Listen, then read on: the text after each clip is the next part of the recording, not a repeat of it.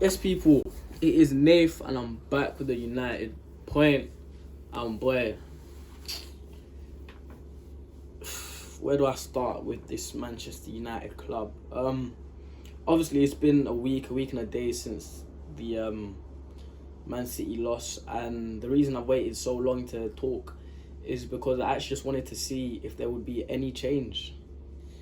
Um, yeah, I was legit just waiting to see whether there would be any type of change within the club, and there's been absolutely nothing.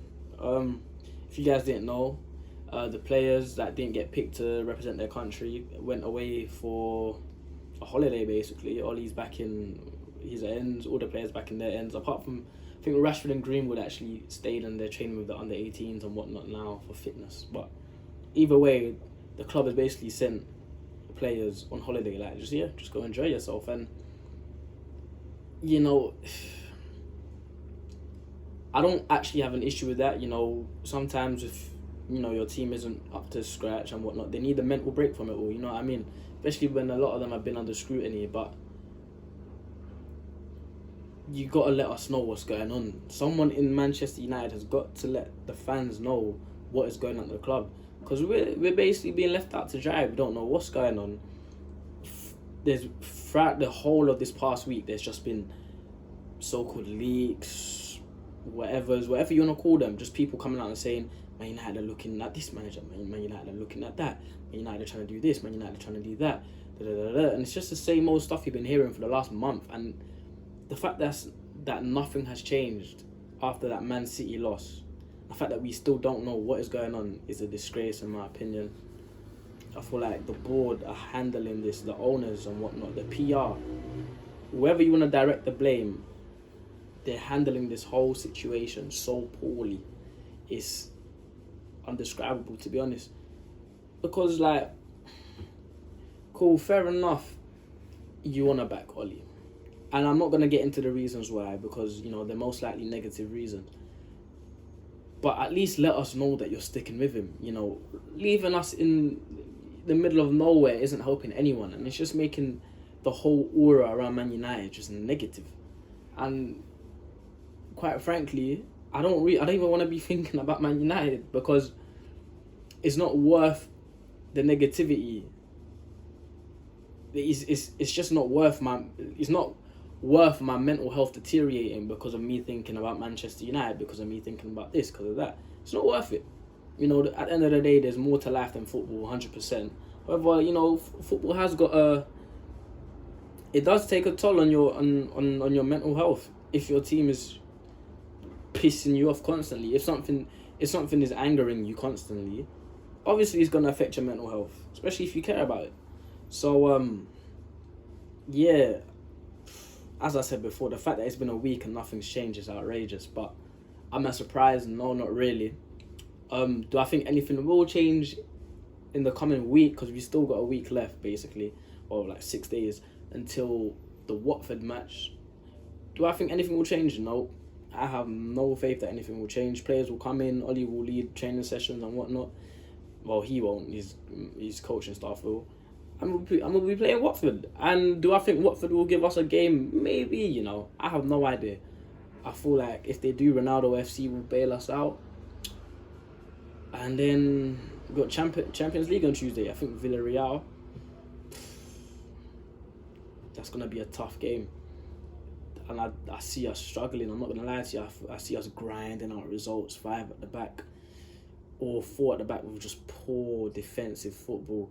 And defensively, I don't think we're going to get any better in the next week of training. Definitely not.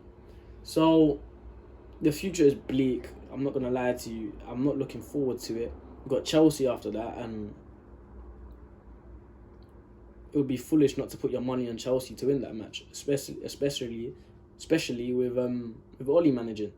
So, I've already said it, but I personally feel like this club is reaching, or has reached, an all-time low, especially in my lifetime at least. But post-Ferguson era, I feel like this is a new low. some people say with the squad that we've got, no matter how bad Oli is, we will make top four. I don't know, I honestly don't know. I feel like Arsenal are getting back up to a decent level. I feel like Arsenal could finish above us. Tottenham under Conte, I feel like Tottenham could definitely finish above us. I'm not gonna lie to you. And then on top of those two clubs, you've got Man City, Leicester, Liverpool, and you've got West Ham. So it's not like this is gonna be an easy top four race. It's not like we're, destined to get top four, because I know for a fact Man City, Liverpool, and Chelsea are finishing above us, 100%, 100%. I can put money on it now that they will finish above us. So now what? We're battling with West Ham, Arsenal, Leicester, Tottenham. We're battling with 4 other clubs for one spot, for 4th. And these 4 other clubs all have better managers than us. And, you can say that we've got the best team, but do we actually have the best team? Because in my opinion, there's more to a team than just the players, than just the names. I look at Leicester, they've got a very balanced squad. I look at Arsenal, they're building a very balanced squad. I look at West Ham, very balanced squad. I look at Man United, and we have not got a balanced squad. We're so top heavy in terms of forwards. Our midfield is the worst out of these 4 clubs that I've just mentioned. And if you usually the team with the worst midfield is probably the team losing, especially if the manager's worse. And we definitely don't have the best defense. I feel like we've got the worst defense. On paper, if you look at the names, you've got probably the best defense. But just go watch the last matches. Literally go watch a month's worth of the last matches, and you'll see who's got the best defense out of these 4 clubs. And it's definitely not Man United, despite the names that we have. So I'm not scared. I'm not gonna say that I'm scared, but realistically, I'm preparing for the worst in terms of Manchester United and where we're gonna finish. Because if I'm being brutally honest, right now I don't think we're gonna make top 4. If we keep Oli for the rest of this season, I don't feel like we're making top 4. And if we are in Europa League next season, because we're not gonna win Champions League. If we are in Europa League next season, you can say goodbye to a lot of the players that we've got at the club. Pogba's definitely going. Pardon me. Pogba's definitely going. I feel like Ronaldo might go. I feel like Martial's gonna go. Jesse's gonna go. Let me even think. Probably some players on Van der Beek's gonna go. Van der Beek might even leave before the end of this season. So it's not looking good. And if I'm being honest with you, touch wood, but I see it getting worse for Man United. I don't want it to, but I can see that possibility of it getting worse for Man United.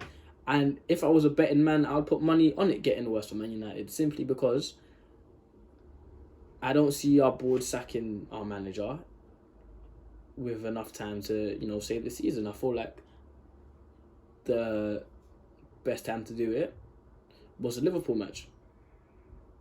Cool, you missed that chance. Man City. And they've missed it again. So, it is getting scary. I do wonder where we will be in, say, 3 months' time. But yeah, it is scary. I also want to touch, that's just my thoughts regarding the club right now. I'm not going to talk about Oli and his tactics. I feel like everyone knows what everyone thinks about Oli. And I feel like, there's no point getting onto Oli, because at the end of the day, he can't sack himself. And, when you've got your dream job, he would really quit their dream job. So, yeah, I'm not even going to get onto Oli. Regarding the protests that were meant to happen yesterday, I spoke on our fan base being split in previous videos, and I feel like Saturday was just another example of that. We've got, as a fan base, there's a lot of internal issues with us. Some fans from Manchester that live in Manchester, cool. Everyone that's not from Manchester, fake fans and whatnot. you've got people getting onto YouTubers as well for pushing agendas, for hurting players, for hurting the club and whatnot. It's just all a bunch of internal beefs, and it's gonna get us nowhere. Especially, I just feel like it's kind of ironic that for a club that has the name United in it, we are probably the most divided fan base right now. And at the end of the day, I don't blame us. I mean, that's what the board is. That's what the board wants. They want us to fight between ourselves so that the fight isn't brought onto them. Divide and conquer stuff, and it's working because if we were truly united, then I feel like we could possibly impact the future of this club. But right now, I don't feel like we can. Because if you were to get a room full of 100 fans, what percentage of them will be able to see eye to eye? You tell me. I feel like it'll be quite a low percentage. But, I feel like that needs to change. I feel like we do need to unite in order to, start something. Going back to last season with that Liverpool match, that protest, I do feel like we need another one of them. And another one was meant to be held yesterday, and the turnout was quite poor, and it's just sad. It is sad. But, what can I say? It is what it is. At the end of the day, you can't really change other people. You just got to change yourself. And where do we go from here? Where do I go from here? I'm not too sure.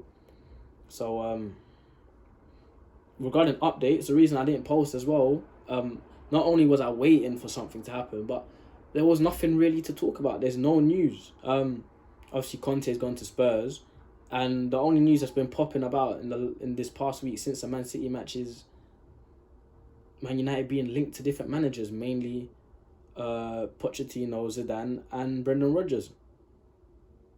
That is it. Just different pop-up news about Man United, talking to them, talking to this, talking to that, floating around with the idea of this and that, and that's it.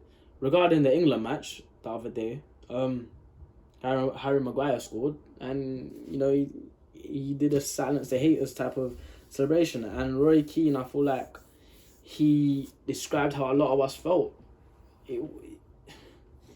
I'm stuck in the middle with my opinion on that celebration, because if you look at it from his point of view, he's been under the hammer recently, and rightly so. But getting a goal and whatnot will be good for his mental. It will be good for him, and in the moment, I don't blame him for doing that. However, it wasn't the right thing to do. And we all make mistakes, and I don't blame him. I've got no issue with him. Well, I do have an issue with him doing it, but I can understand why, which is why I'm just brushing it. Like, I'm letting it slide. I'm not going to think too much of it, because I can see why he did it. But yeah, it was quite embarrassing. I mean, you just bagged the header against Albania. Well done. You've been an utter disgrace for Man United for the last month. So, and you're the captain. So, you know what I mean? But, and it didn't make it better, the fact that his family retweeted him, telling everyone to shush and telling all of us to shush, and then deleting it. But when you take away the hystericalness about it, and you think of it on like a human level, like you put yourself in his shoes, his family's shoes, you can see why they all reacting like that. Which is why I've got no issue with it. But I do feel like, especially after that celebration, he better come back into that United top with that captaincy and put in world-class performances. I'm not talking about average 30 mil, 40 mil centre-back performances. I'm talking about, you better live up to that 80 million now. And now you told us all to shush. You better live up to it. I don't want to see any mistakes. Any mistakes. And to be honest with you, in that England match, despite the goal, he did still look a bit shaky. You know what I mean? So, that celebration, I hope it's either set Harry Maguire up to reach even lower lows, or to start building or getting back to where he should be. And hopefully it is the latter. Because at the end of the day, I don't really want to hate on players. But, yeah. Harry Maguire, man, you set yourself up and you better succeed now. But yeah, that's about it. That's basically a summary of the last week that's happened since Man City.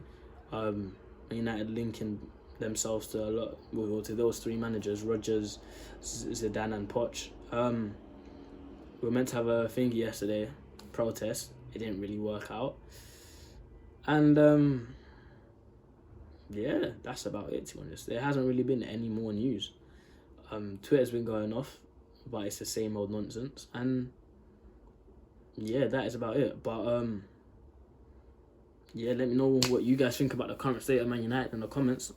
Make sure to like, subscribe and share. And yeah, if there is any more news regarding Man United and whatnot in the coming hours, days and a week before Watford, I'll be the first to let you guys know. But that will be it for today's video. My name is Naffe. This is United Point. Make sure to get our Twitter. We are quite active on Twitter. So link will be in the description. But yeah, I hope all of you lot are having a great Sunday. Hope you enjoy your Sunday night, you know, sending out love and whatnot to all of you. And yeah, hope you lot have a great week this coming week. Take care, guys.